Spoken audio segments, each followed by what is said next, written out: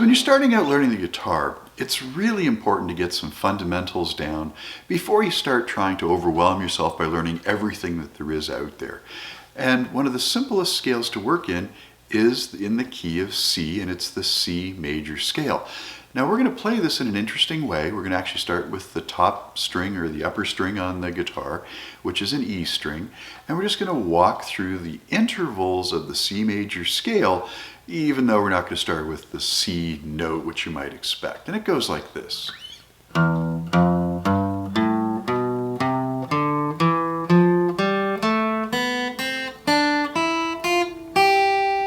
Now this is just a pattern. It's just something we can figure out and become comfortable with early on in our practice. It's going to help us get our picking to work. It's going to help getting our left hand to work together. But even more importantly, it's going to teach us the things we need to know right away. For instance, the names of each of the strings. We're playing them. We can talk our way through it. We know the top string is E. The next note is F, G, A, B, C, D, E, F, G, A, B, C, D, E, F, G. We just went through all the notes that are in the C major scale and kind of repeated a bunch of them. But the idea is we're learning everything we need to know about the guitar and the C major scale within one little exercise. All we have to do is say the note names to ourselves as we're going, because this is giving us a lot of good information. The first information, the name of each of the strings. It's going to go E, A, D, G, B, E. So we've got that right away.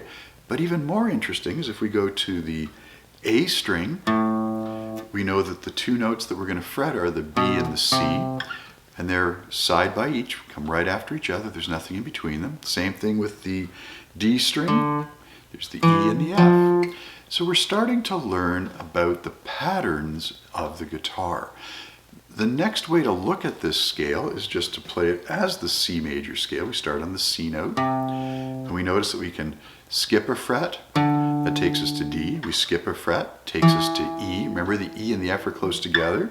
F is right there. Come back to the G, A, B, and the C note is right after it. So now we have two ways of looking at the intervals. One that really points out the every other fret idea, and the other one that's showing us all the string names as well as their immediate associated notes. We've suddenly changed from just doing a scale exercise to putting together a really good story of what's going on with the note structure of the guitar. Now, what are we going to do with that? Well, we all want to play chords, so we're going to learn the chords of the C major scale. And we're going to learn them a couple different ways. Some fingerings are harder for folks than others, so we'll pick and choose. For instance, the C chord. Very easy to play. Most people can get that to work no problem. We can do the D minor. We can do the E minor. Now the F chord, it can be played as a bar chord, but we can also play it in a more simplistic fashion. Interestingly, we can carry that to a G chord. Now you might say, that's not the usual G chord. And you're saying the right thing. We would normally play it this way. So we have different ways of playing chords.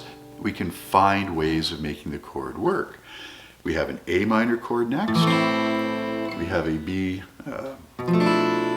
diminished chord that we're playing as a minor 7 flat 5 chord in B. And then we return to the C. So we want to be practicing this. Now, it's going to be clumsy at first. You're going to have to look up the fingerings. It's going to take a little bit of time to work it out. But what we're doing is building the learning session and practice session, so everything's really great. And here's something that's even more interesting, at least from my perspective.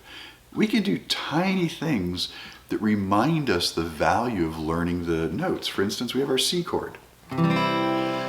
Maybe I want a brighter C chord. You hear that brighter sound at the end? All I did is I put a G on the high string instead of just letting it be open and having an E. And you might say, well, how do I know I can do that?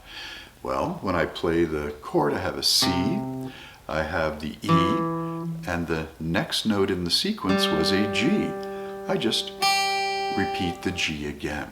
And this is a really fun way to start demonstrating to ourselves that we're understanding the mechanics of what's going on with the chords, the music, and the notes to get a sound that we like. Now here's kind of a little bonus thing that you want to start thinking about. Maybe you want it in your practice or not. But what if I said, I want a brighter sound. I don't want to play all the strings in the guitar. I can notice that I don't have to play the full C chord. I can just pick the 3 strings, kind of the first string is at the bottom, do the second, third, and fourth strings, and I get a C-like sound. I can also come up here. That's a C-like sound. That's a C-like sound. And that's a C-like sound. We can find places where we have the same notes. Sometimes they're in a different order from the complete C chord, but we can find ways of playing the chord in a convenient way that we like the shape of or just sounds good in our music. The more we spend with learning music as opposed to just practicing music, or even better, including the practice and the learning together, suddenly we start opening up an entire world of the guitar that's going to make it not only easier to play, but a lot more fun to be doing the learning process in.